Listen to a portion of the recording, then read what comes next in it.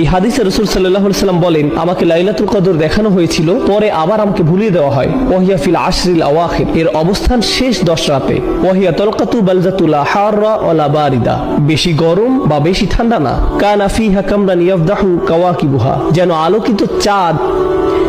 আলোকিত চাঁদ নক্ষত্রগুলোকে আড়াল করে আছে। এই রাতে শয়তান বের হতে পারে না। হাত্তা ইয়াখরুজু ফাজরুহা, অর্থাৎ ফজর পর্যন্ত কোনো শয়তান বের হতে পারে না। আত-তামানিনা, যেমন বলি সালামুন হিয়া হাত্তা মাতলাইল ফাজর, ফজর উদয় হওয়া পর্যন্ত শান্তি, ফজর পর্যন্ত শান্তি।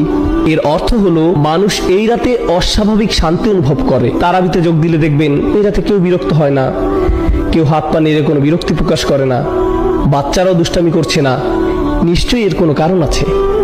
এরপর তিনি বলেন, ليلة القدر ليلة تلقى لا حار لا باردة تصبح الشمس يومها حمراء ضعيفة.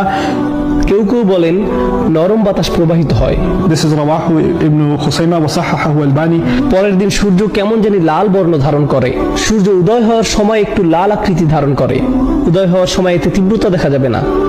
قد يري الله الإنسان الليلة في المنام.